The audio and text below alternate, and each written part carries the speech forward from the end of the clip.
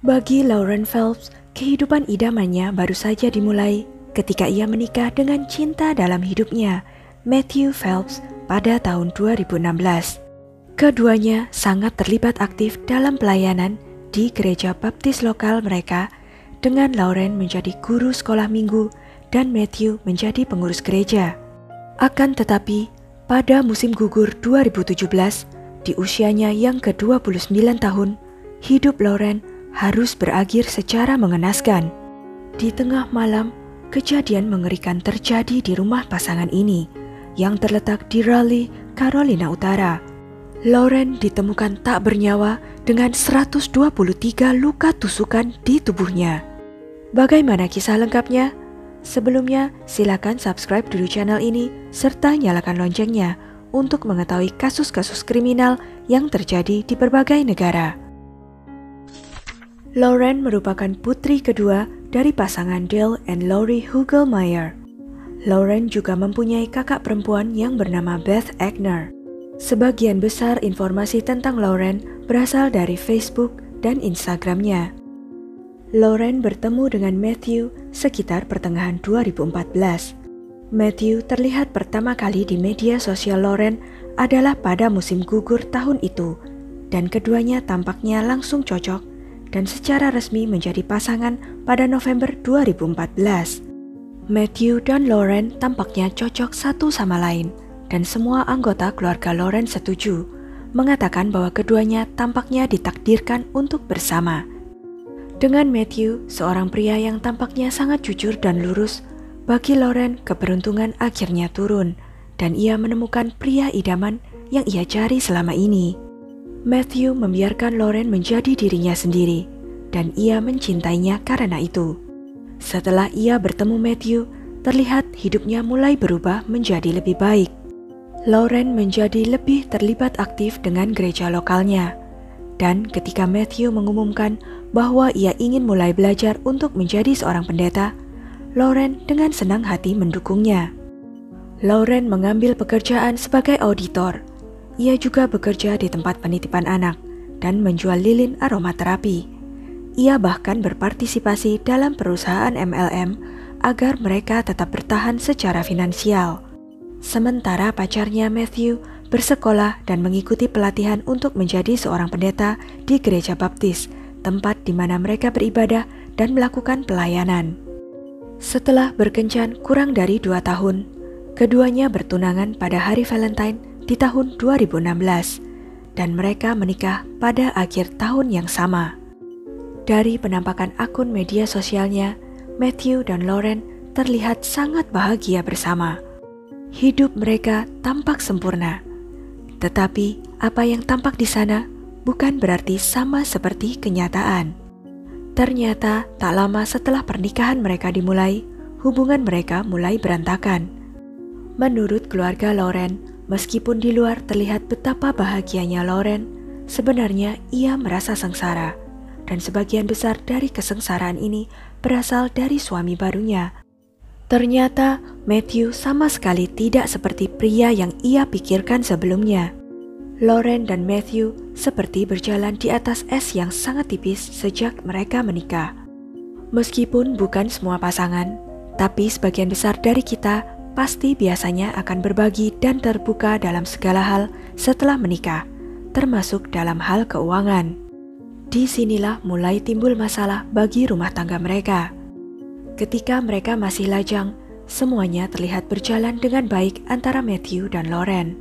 Mereka masing-masing memiliki kendali atas hidup mereka sendiri, dan mereka dapat berbagi hanya apa yang mereka rasa nyaman untuk dibagikan satu sama lain. Akan tetapi, sekarang keadaan berbeda.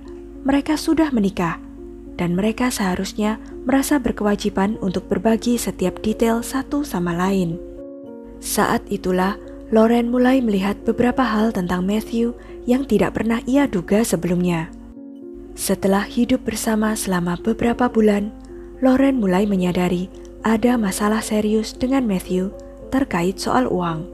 Tidak diketahui secara pasti seberapa dalam masalah tersebut, tetapi menurut keluarga dan teman-teman Lauren, Matthew menghabiskan uang layaknya ia adalah anggota Kongres, walau pada kenyataannya penghasilannya hampir tidak ada, setidaknya tidak sebanding dengan jumlah yang ia habiskan. Matthew juga kemungkinan besar memiliki banyak hutang. Menurut rekan-rekan Lauren, Matthew terus-menerus menjalani gaya hidupnya yang boros, sehingga menyebabkan masalah serius dalam rumah tangga mereka. Lauren kehabisan akal tak lama setelah pernikahan mereka dimulai. Lauren dikenal sebagai orang yang sangat jujur, bersih, dan peduli tentang bagaimana ia menjalani hidupnya. Matthew di sisi lain sedikit lebih kasar dan ceroboh. Lauren telah berusaha berbicara dengannya berkali-kali tentang banyaknya uang yang ia belanjakan, dan Matthew tampaknya telah melakukan segala upaya untuk mengurangi pengeluarannya. Tetapi ia tidak bisa menghilangkan kebiasaan borosnya, karena bagi sebagian orang, membeli barang bisa membuatnya kecanduan, bahkan bisa menjadi cara untuk menyembunyikan rasa sakit dan ketidaknyamanan mereka dalam berbagai aspek di hidupnya. Dan ini tampaknya berlaku untuk Matthew. Matthew merasa tidak bahagia dalam hidupnya. Di permukaan, ia memiliki segalanya. Seorang istri yang cantik, pekerjaan yang memuaskan, sebuah mobil yang bagus, segala sesuatu yang diidam-idamkan oleh kebanyakan orang. Tetapi itu tidak cukup baginya. Lauren menjadi sangat khawatir tentang kebiasaan belanja Matthew, sehingga ia mulai membatasi akses yang ia miliki ke rekening bank mereka. Tetapi bahkan cara ini tampaknya tidak berhasil, karena Matthew selalu menemukan cara untuk mengelabuinya. Hal ini menyebabkan satu demi satu pertengkaran mereka, dan sebelum mereka menyadarinya, baik Lauren dan Matthew sudah kehabisan akal satu sama lain. Lauren tampaknya selalu berusaha menyelamatkan keuangan dan pernikahan mereka, tetapi kesabarannya sudah habis. Pada pertengahan 2017, Lauren berbicara dengan beberapa temannya tentang Matthew, dan ia mulai takut bahwa hubungan mereka tidak akan berhasil. Apapun yang ia lakukan, ia merasa seperti Matthew tidak mau mengurangi pengeluarannya, dan jika pasangan itu akan memulai sebuah keluarga bersama, perubahan besar perlu dilakukan. Tetapi Matthew tidak mau sama-sama berjuang untuk melakukan perubahan itu. Selain itu, Lauren juga mencurigai bahwa Matthew tidak setia, tetapi ia belum bisa membuktikan apapun.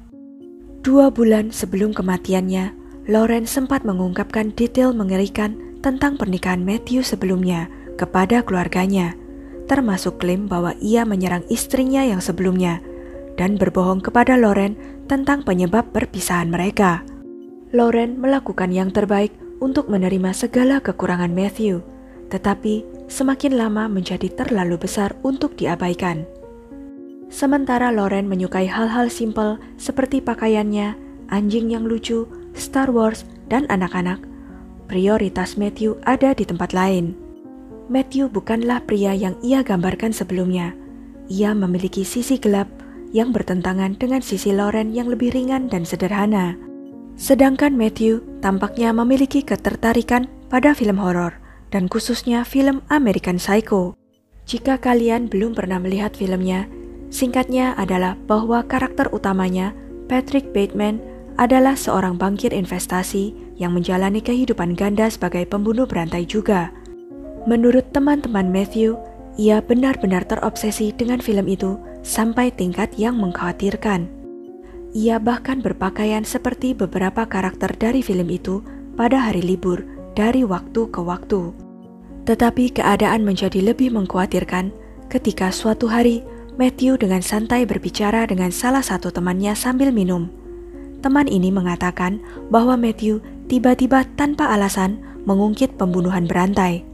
Tidak hanya itu, ia mengaku bahwa ia sering bertanya-tanya bagaimana rasanya merenggut nyawa seseorang. Mungkin saja ini hanya pemikiran yang terlintas dari pikiran kita di beberapa titik dalam hidup kita. Tetapi Matthew tampak janggal karena sangat ingin tahu. Ini bukan hanya pemikiran yang lewat baginya. Teman itu mengatakan bahwa dia tahu ada energi aneh yang menyelimuti Matthew ketika ia merenungkan pemikiran tentang hal ini. Tidak terlalu lama setelah itu, tragedi terjadi pada tanggal 1 September 2017. Matthew dan Lauren tertidur lelap di apartemen mereka, dan itu adalah malam yang sama seperti malam lainnya. Keduanya masuk untuk malam itu dan pergi tidur seperti biasanya. Tetapi di suatu titik di tengah malam, Matthew dihantui oleh mimpi-mimpi yang sepertinya tidak bisa ia singkirkan. Matthew sebenarnya telah mengungkapkan bahwa ia kesulitan untuk tidur hampir setiap malam. Hal ini membuatnya pergi mencari berbagai cara supaya bisa tertidur. Ia seringkali juga mengandalkan obat-obat bebas supaya bisa tidur. Meskipun ada beberapa desas-desus bahwa ia mungkin terlibat dalam saat yang jauh lebih keras juga. Pada malam itu, Matthew telah meminum obat batuk dan flu dosis tinggi. Ia menuruti perkataan temannya bahwa itu adalah cara termudah untuk tidur di malam hari. Tetapi menurutnya, salah satu efek samping dari obat ini adalah dapat menyebabkan beberapa mimpi yang agak liar, dan Matthew mengalami ini secara langsung. Ia tidak pernah mengungkapkan secara spesifik tentang mimpi gila ini, tetapi mimpi itu sangat mengganggu, sehingga ia akhirnya bangun dari tempat tidur untuk menjernihkan pikirannya sejenak dan mencoba menenangkan diri. Ketika ia merangkak keluar dari tempat tidur, ia tersandung sesuatu saat hendak keluar pintu kamar. Ia kemudian menyalakan lampu kamarnya. Tetapi ketika ia berbalik, ia tidak bisa mempercayai matanya. Pada awalnya, ia mengira ia masih bermimpi. Tetapi ia segera menyadari ini bukan mimpi. Ini adalah kehidupan nyata. Ketika ia berbalik, Matthew menemukan Lauren terbaring di lantai. Seluruh kamar tidur ditutupi dengan warna merah. Di tempat tidur, ia melihat pisau. Dan ketika melihat ke bawah ke pakaiannya, ia melihat tubuhnya tertutup warna merah dari ujung kepala sampai ujung kaki. Tidak yakin apa yang harus dilakukan, Matthew kemudian memanggil polisi. Sekitar pukul 1 pagi pada tanggal 1 September 2017, Matthew menelepon 911. What was the address of the emergency? Patuxent Drive. Okay, just repeat that address to make sure we have it right. Patuxent Drive, Raleigh, North Carolina.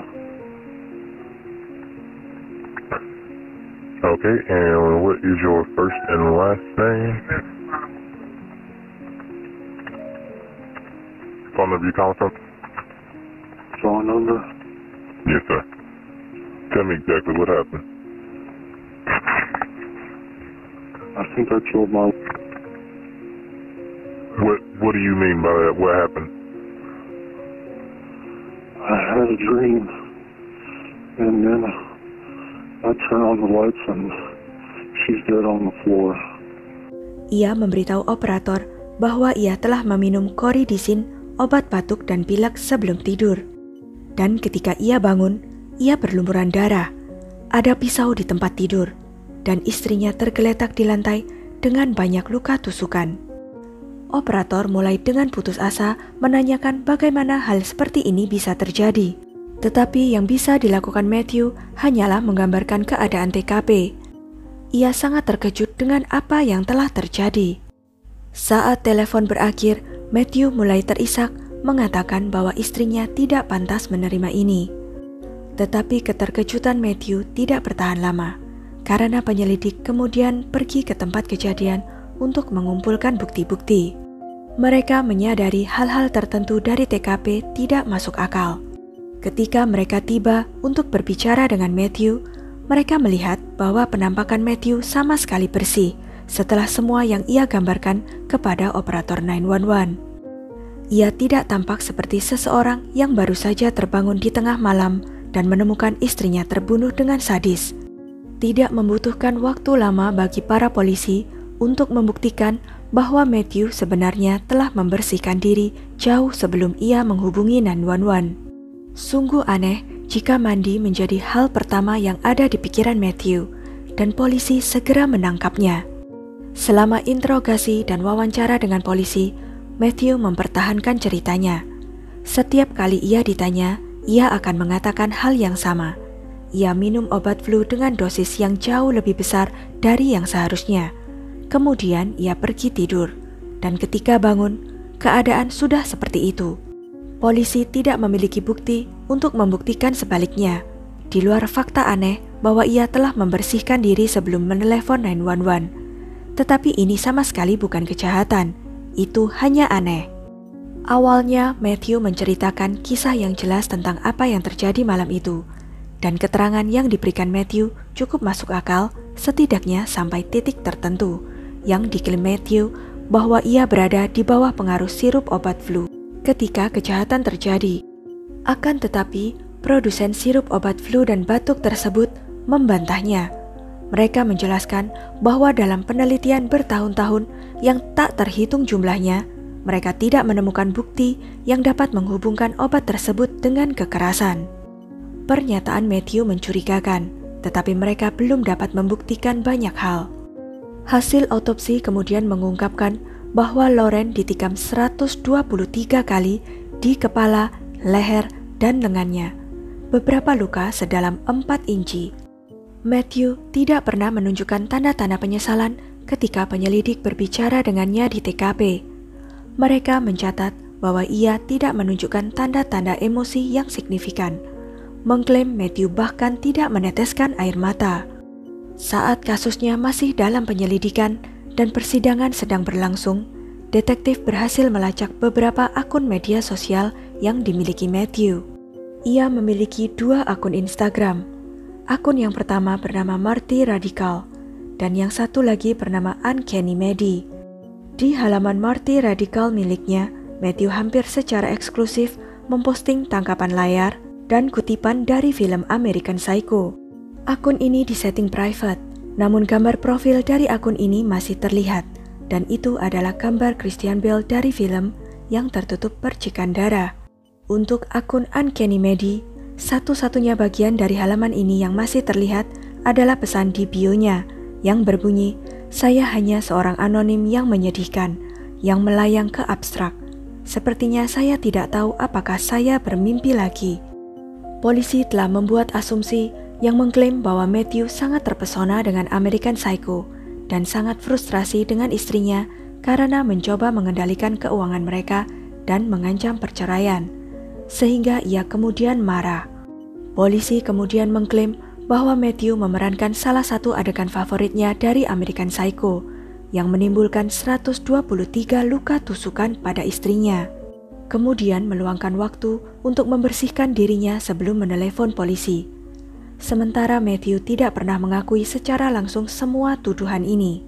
Setelah peristiwa mengerikan itu, keluarga Lauren berbicara tentang kasus tersebut, dan ayah Lauren telah menyatakan penyesalan selama beberapa minggu terakhir kehidupan Lauren.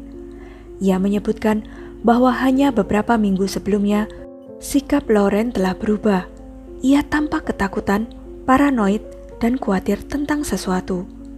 Yang ia sesali bahwa ia tidak menanyainya lebih lanjut tentang hal ini. Dan ia percaya bahwa ini mungkin berhubungan dengan kejahatan Matthew yang telah direncanakan sebelumnya. Lauren mungkin sudah merasa bahwa sesuatu yang buruk akan terjadi. Lebih buruk lagi, Lauren juga mengetahui bahwa Matthew telah berselingkuh. Kakak Lauren mengatakan bahwa ia berbicara dengan Lauren hanya beberapa jam sebelum peristiwa itu, dan ia menemukan bahwa Lauren dan Matthew telah berdebat tentang dugaan perselingkuhan Matthew. Setelah Lauren menyaksikan suaminya menyelinap keluar rumah untuk bersama wanita lain. Saudara Lauren percaya bahwa keduanya kemungkinan besar mulai membahas kembali pertengkaran ini ketika Matthew kehilangan kesabaran dan mulai menyerang Lauren. Tetapi ini tidak pernah terbukti meskipun masuk akal. Ibu Lauren menggambarkan Matthew sebagai seorang manipulator ulung. Ia juga percaya bahwa kejahatan itu direncanakan selama berbulan-bulan sebelumnya. Hasil otopsi mengungkapkan bahwa sebagian besar luka Lauren berasal dari belakang, dan kemungkinan besar Matthew telah menjatuhkannya ke lantai, duduk di atasnya, dan berulang-ulang menusuknya, yang menyebabkan sebagian besar luka di belakang tubuhnya saat ia tidak berdaya melawannya. Ayah Lauren berkata, "Saya memikirkannya setiap hari.